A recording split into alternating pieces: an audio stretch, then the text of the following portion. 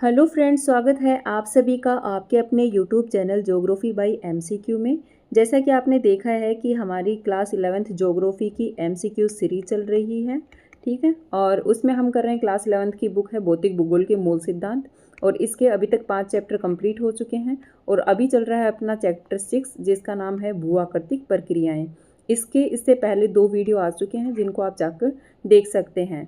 तो आइए स्टार्ट करते हैं। आज का क्वेश्चन है, बहिर्जनिक प्रक्रियाओं के संदर्भ में निम्नलिखित कथनों में से कौन सा कथन सही है। पहला है,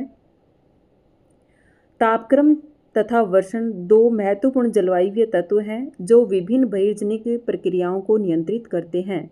दूसरा है, यदि जलवायु कारक समान हो तो बहिर्जनिक भू आकृतिक प्रक्रियाओं के कार्यों की गहनता सेलों के प्रकार एवं संरचना पर निर्भर करती है।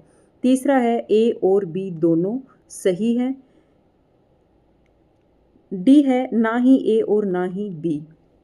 तो इसमें पूछा है बहिर्जनिक प्रक्रिया के संदर्भ में कौन सा कथन सही है। तो बहिर्जनिक प्रक्रियाएं क्या होती हैं, ये हमने लास्ट के वीडियो में बहुत अच्छे से देखा है, आप वहाँ जाकर इनको देख सकते हैं। तो इसमें पूछा है कि तापक्रम तथा वर्षण 2 महत्वपूर्ण जलवायु कारक हैं।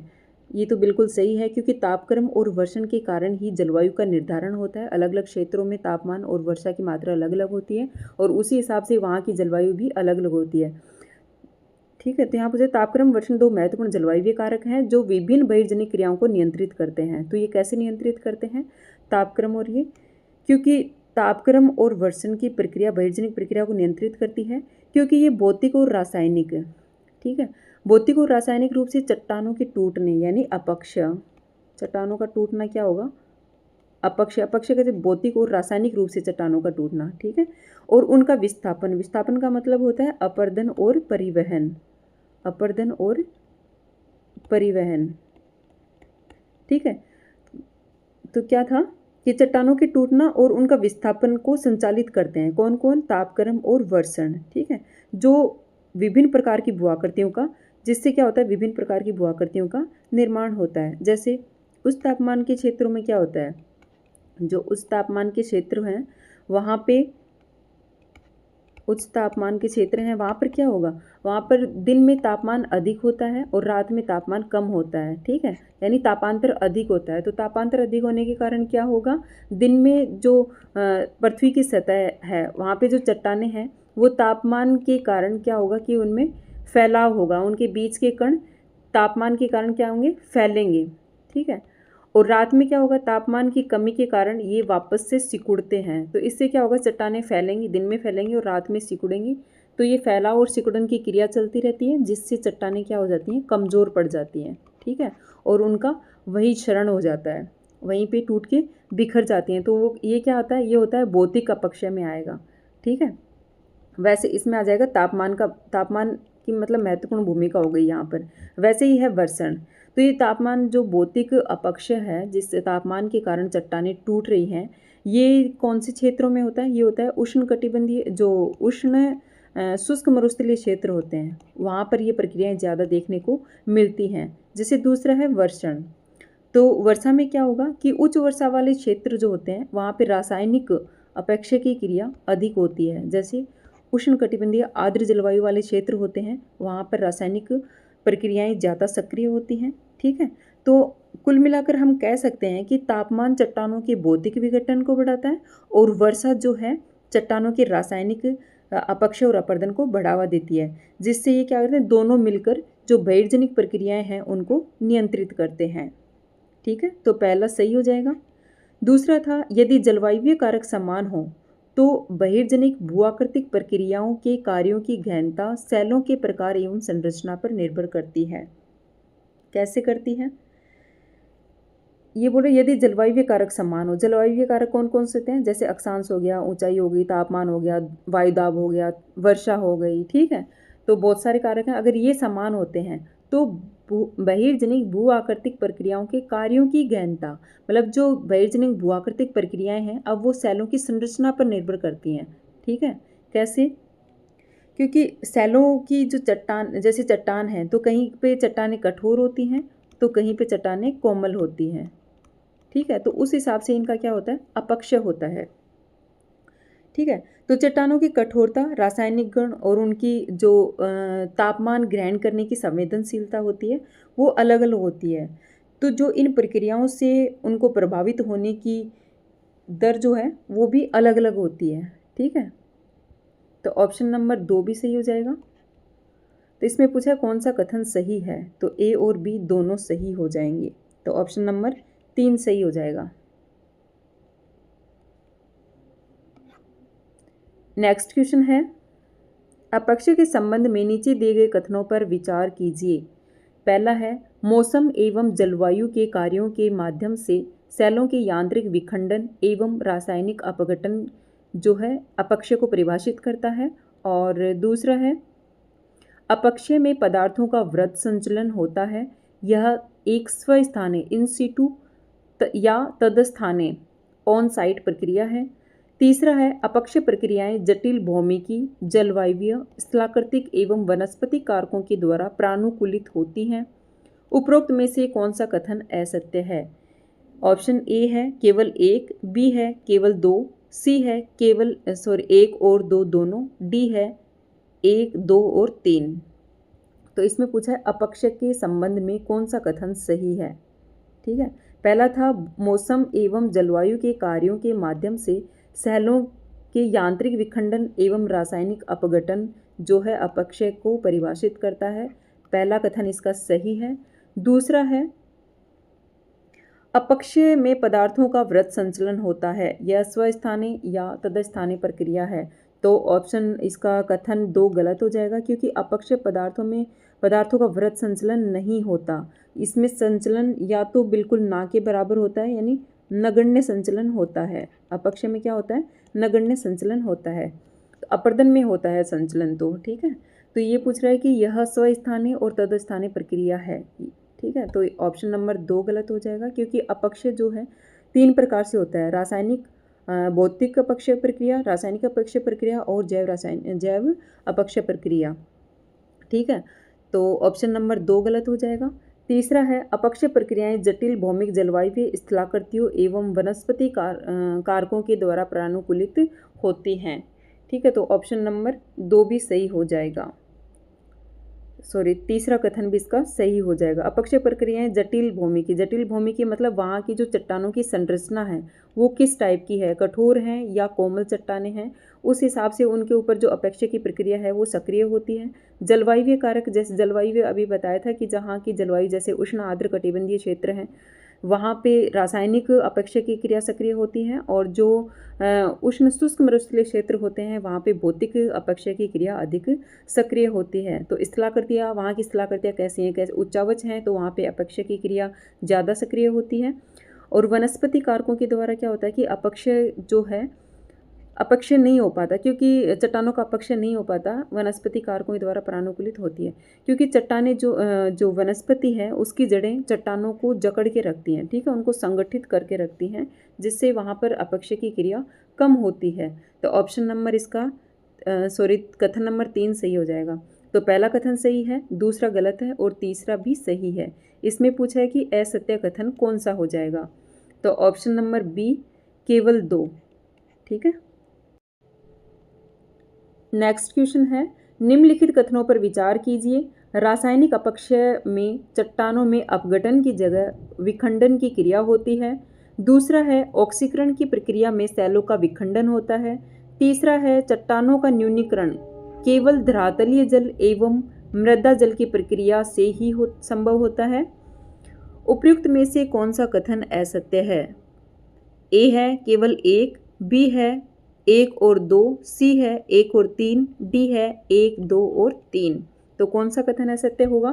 पहला है, रासायनिक अपक्षय में चट्टानों में अपघटन की जगह विखंडन की क्रिया होती है, तो पहला कथन गलत हो जाएगा, क्योंकि जो रासायनिक अपक्षय की प्रक्रियाएं हैं उनमें अपघटन या वियोजन की प्रक्रिया होती है। ठीक है, ना कि विखंडन की। विखंडन की किस में होती है? ये होती है भौतिक अपक्षय प्रक्रियाओं में। ठीक है, तो पहला कथन इसका गलत हो जाएगा। दूसरा है, ऑक्सीकरण की प्रक्रिया से सेलों का विखंडन होता है, तो ये ऑप्शन कथन नंबर 2 सही है, क्योंकि ऑक्सीकरण की प्रक्रिया से सेलों का विखंडन कैसे होता है कि वायु में उपस्थित जो ऑक्सीजन है, ठीक है, वो जल के साथ संयोग करती है, ठीक है। तो जल के साथ संयोग होता है तो जल में मिली हुई जो ऑक्सीजन है वो क्या करती है, चट्टानों की खनिजों के साथ क्रिया करती है, ठीक है। तो इससे क्या होगा कि खनिजों में ऑक्साइड बन जाते हैं और जिससे चट्टानों में वियोजन और विखंडन होने लगता है। तो इस क्रिया को क्या बोलते हैं, इस क्रिया को क्या कहेंगे, इसको कहेंगे ऑक्सीकरण, ठीक है। तो इससे क्या होगा कि चट्टानें टूटने लगती हैं, ठीक है। जैसे देखते हैं कि जिन चट्टानों में लोहा यौगिक अधिक होते हैं, जो लौह पदार्थ अधिक होते हैं, उनमें ऑक्सीकरण की प्रक्रिया अधिक होती है, ठीक है। तो ऑप्शन नंबर इसका कथन 2 इसका सही हो जाएगा। तीसरा है चट्टानों का न्यूनीकरण केवल धरातलीय जल एवं मृदा जल की प्रक्रिया से ही संभव होता है। तो कथन इसका 3 गलत हो जाएगा, क्योंकि चट्टानों में न्यूनीकरण की जो क्रिया है वो केवल धरातलीय जल से नहीं होती, ये ऑक्सीजन से, धरातलीय जल, मृदा जल और जो अन्य अम्लों की प्रक्रिया है उनके द्वारा चट्टानों का न्यूनीकरण होता है। तो इसका ऑप्शन कथन पहला गलत है, दूसरा सही है और तीसरा भी गलत है। तो इसने असत्य पूछा है तो पहला और तीसरा असत्य हो जाएगा, ऑप्शन नंबर सी सही हो जाएगा। नेक्स्ट क्वेश्चन है, रासायनिक अपक्षय की प्रक्रिया जलयोजन के संबंध में कौन सा कथन असत्य है। पहला है ए है इसका, जलयोजन सेलों के विघटन में सहायक होता है। बी है यह प्रक्रिया भौतिक अपक्षय में सहायता प्रदान करती है। सी है यह प्रक्रिया दीर्घकालिक होती है। डी है सभी कथन असत्य हैं। तो इसने पूछा है कि रासायनिक अपक्षय की प्रक्रिया है जलयोजन। तो पहली बात तो ये हो गया कि जो जलयोजन है वो एक रासायनिक अपक्षय की प्रक्रिया है, तो इसके संबंध में कौन सा कथन असत्य है। तो सबसे पहले देख लेते हैं कि जलयोजन क्या होता है। इसको इंग्लिश में बोलते हैं हाइड्रेशन, ठीक है, हाइड्रेशन। तो जलयोजन क्या है, जब जल चट्टानों में उपस्थित कुछ खनिजों के साथ रासायनिक अभिक्रिया करता है, जिससे क्या होता है कि जो चट्टानें हैं वो जल को अवशोषित करके अपने आयतन को बढ़ा लेती हैं, ठीक है। तो उससे क्या होगा कि जो चट्टानें आयतन को बढ़ाएंगी मतलब चट्टानें फैल जाएंगी, ठीक है। तो चट्टानों के फैलने से क्या होगा, जो चट्टानों के बीच आंतरिक संरचना है, चट्टानों की आंतरिक संरचना है वो कमज़ोर पड़ जाएगी और इससे क्या होगा, चट्टानें धीरे धीरे टूट जाती हैं और विघटन होना शुरू हो जाता है चट्टानों का। तो ऑप्शन नंबर ए सही हो जाएगा इसका। बी है यह प्रक्रिया जलयोजन भौतिक अपक्षय में सहायता प्रदान करती है, तो ये भी बिल्कुल सही है, ऑप्शन बी भी सही हो जाएगा। सी है यह प्रक्रिया दीर्घकालिक होती है, ये भी बिल्कुल सही है, क्योंकि जो रासायनिक अपक्षय और जो भौतिक अपक्षय होते हैं ये बहुत ही मंद गति से होते हैं, इनको मतलब बहुत लंबा टाइम लगता है इनको, इनसे जो चट्टानें अपक्षित होती हैं उनको बहुत लंबा टाइम लगता है, तो यह प्रक्रिया दीर्घकालिक है। तो सी भी सही हो जाएगा। इसने पूछा है असत्य कौन सा है, तो तीनों सत्य हैं, ऑप्शन नंबर डी है सभी असत्य हैं, तो इसका डी सही हो जाएगा, सभी असत्य हैं, ये इसका असत्य कथन हो जाएगा क्योंकि तीनों सत्य हैं ये। नेक्स्ट क्वेश्चन है, अपशल्कित गुम्मद का निर्माण यांत्रिक अपक्षय की किस प्रक्रिया के कारण होता है। ए है तापीय संकुचन, बी है घर्षण, सी है अभारितकरण, डी है जल क्रिया। तो जो अल्पशल्कित गुम्मद है वो एक तो भौतिक अपक्षय की प्रक्रिया है, भौतिक अपक्षय या यांत्रिक अपक्षय, ठीक है, अपक्षय। तो इसका निर्माण कौन सी प्रक्रिया से होता है, तो इसका ऑप्शन नंबर सी सही हो जाएगा, अभारितकरण, और एक विस्तारण भी आता है इसमें, ठीक है, विस्तारण। तो अल्पशल्कित गुम्मद का निर्माण कैसे होता है, तो पृथ्वी की जो गहराई में है कुछ चट्टानें दबी हुई हैं, जैसे आग्नेय चट्टान है, ठीक है, कायंत्री चट्टानें हैं, ये सब चट्टानें पृथ्वी की गहराई में दबी हुई हैं। जब इनके ऊपर जो चट्टानें हैं वो अपरदित होकर यहाँ से हट जाती हैं, तो जो अंदर गहराई में चट्टानें हैं वो बाहर आ जाती हैं, ठीक है। तो ये अंदर की जो दबी हुई चट्टानें हैं ऊपर की चट्टानों के अपर्दन के कारण ये दबाव मुक्त हो जाती हैं। तो दबाव मुक्त होने के कारण क्या होगा, ये चट्टानें फैलने की कोशिश करेंगी, ठीक है। तो इन चट्टानों के जो ऊपरी परत है, ठीक है, वो क्या करती है, धीरे धीरे छिलके की तरह उतरने लगती है, जैसे प्याज का छिलका उतरता है ना, वैसे धीरे धीरे ये इनकी जो ऊपर की परतें हैं चट्टानों की वो हटने लगती हैं और धीरे धीरे एक गुम्मद का निर्माण हो जाता है, ठीक है, ऐसे एक गुम्मद का निर्माण हो जाता है। तो उसको क्या बोलेंगे, उसको क्या कहा जाएगा, उसको कहा जाएगा अल्पशल्कित गुम्मद। तो इसका ऑप्शन नंबर सी सही हो जाएगा, अभारितकरण, मतलब जो गहराई में चट्टानें थी उनके ऊपर की चट्टानें हटने के कारण, यानी इनके ऊपर का जो भार था वो कम हो गया, जिससे क्या होगा कि ये जो नीचे वाली चट्टानें हैं वो फैलने की कोशिश करती हैं, और जिससे क्या होगा कि जो इनके ऊपर की परत है वो ऐसे छिलके की तरह हटने लगती है। ठीक है।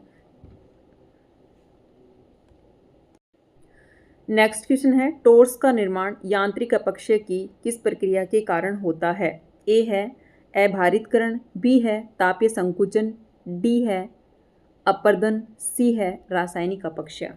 ठीक है, तो पहला है इसका, टोर्स का निर्माण यांत्रिक अपक्षय यानी जो भौतिक अपक्षय है उसकी कौन सी प्रक्रिया से होता है? ए है अभारितकरण। अभारितकरण से तो अभी देखा है, इससे अल्पशल्कित गुंबद का निर्माण होता है। ठीक है, और अल्पशल्कित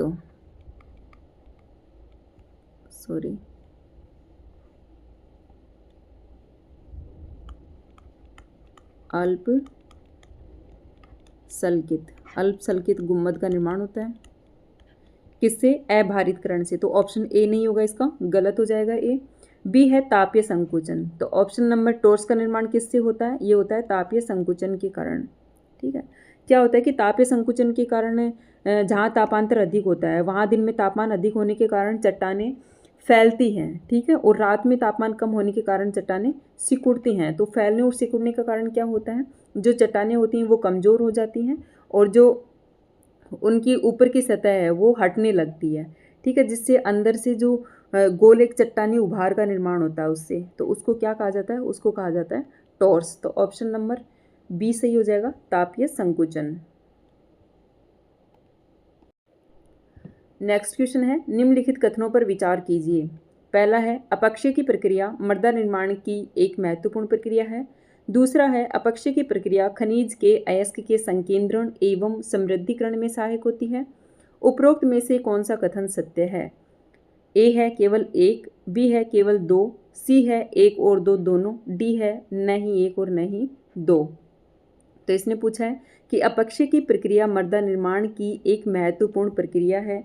ये बिल्कुल सही है, क्योंकि अपक्षय के कारण क्या होता है कि चट्टानें छोटे छोटे टुकड़ों में, छोटे छोटे कणों में टूट जाती हैं। ठीक है, जिससे क्या होता है कि बाद में ये कण कार्बनिक पदार्थों या अन्य घटकों के साथ मिलकर किसका निर्माण करते हैं? ये करते हैं मृदा का निर्माण। तो ऑप्शन नंबर कथन नंबर एक इसका सही हो जाएगा। दूसरा है, अपक्षय की प्रक्रिया खनिज के अयस्क के संकेंद्रण एवं समृद्धिकरण में सहायक होती है। तो कथन नंबर दो भी सही है, क्योंकि अपक्षय के दौरान क्या होता है कि चट्टानें टूटती हैं और घुलती हैं। ठीक है, रासायनिक और भौतिक अपक्षय के कारण क्या होता है? चट्टानें टूटेंगी और घुलेंगी, जिससे क्या हो कि अयस्क के साथ में जो भी एक्स्ट्रा मटेरियल है, जो अवांछित पदार्थ होते हैं, वो टूटकर अलग हो जाते हैं। ठीक है, तो इस प्रकार क्या होता है कि खनिजों में क्या होगा? अयस्क का सांद्रण हो जाएगा, तो जो बाद में इनको निकालने में क्या होती है? आसानी होती है। तो कथन नंबर दो भी इसका सही हो जाएगा, और पहला भी सही है, दूसरा भी सही है। इसमें पूछा है सत्य कथन कौन सा हो जाएगा, तो ऑप्शन नंबर तीन सही हो जाएगा, एक और दो दोनों सत्य हैं। नेक्स्ट क्वेश्चन है, वृत्त संचलन मास मूवमेंट के संबंध में नीचे दिए गए कथनों पर विचार कीजिए। पहला है, इसके अंतर्गत सेलों का वृत्त मलबा गुरुत्वाकर्षण बल के कारण स्थानांतरित होता है। दूसरा है, अपक्षय की प्रक्रिया वृत्त संचलन को बढ़ावा देती है। तीसरा है, वृत्त संचलन अपर्दन के अंतर्गत के अंदर नहीं आता। तो इसने पूछा है कौन सा कथन सत्य है? ऑप्शन ए है केवल एक और दो, बी है दो और तीन, सी है एक दो और तीन, डी है सभी असत्य हैं। तो इसने पूछा है वृत्त संचलन के संबंध में कौन सा कथन सत्य है? पहला है, इसके अंतर्गत सेलों का वृत्त मलबा गुरुत्वाकर्षण के कारण स्थानांतरित होता है। तो पहला ऑप्शन इसका सही हो जाएगा। कैसे? कि जो इस प्रक्रिया में क्या होता है कि जो वृत्त मलबा है वो गुरुत्वाकर्षण के कारण ही नीचे स्थानांतरित होता है। इसमें जो जल है, वायु है, हिमानी है, जो अन्य कारक हैं उनकी कोई भूमिका नहीं होती। इसमें जो गुरुत्वाकर्षण बल है वो ही मुख्य शक्ति होती है। तो ऑप्शन नंबर इसका कथन नंबर एक सही हो जाएगा। दूसरा है, अपक्षय की प्रक्रिया वृत्त संचलन को बढ़ावा देती है। ये भी बिल्कुल सही है, क्योंकि अपक्षय की प्रक्रिया जो है ये वृत्त संचलन के लिए अनिवार्य तो नहीं है, लेकिन अपक्षय की प्रक्रिया वृत्त संचलन को बढ़ावा जरूर देती है। तो कथन दो भी इसका सही हो जाएगा। तीसरा है वृत्त संचलन अपर्दन के अंतर्गत नहीं आता। ये भी बिल्कुल सही है क्योंकि वृत्त संचलन मुख्य रूप से गुरुत्वाकर्षण बल के कारण होता है। इसमें जल है, वायु है, हिमानी है, इन सब का कोई रोल नहीं होता। तो इसके तीनों ही कथन सत्य हो जाएंगे। ठीक है, तो ऑप्शन नंबर सी सही हो जाएगा इसका। 1, 2 और 3 सभी तीनों कथन सत्य हैं। आई होप आप आज के ये क्वेश्चन आपको समझ में आ गए होंगे। आज का ये वीडियो यहीं समाप्त होता है और इस चैप्टर के जो चैप्टर 6 है भूआकृतिक प्रक्रियाएं, इसके कुछ क्वेश्चंस और बचे हुए हैं, वो हम आगे की वीडियो में देखेंगे।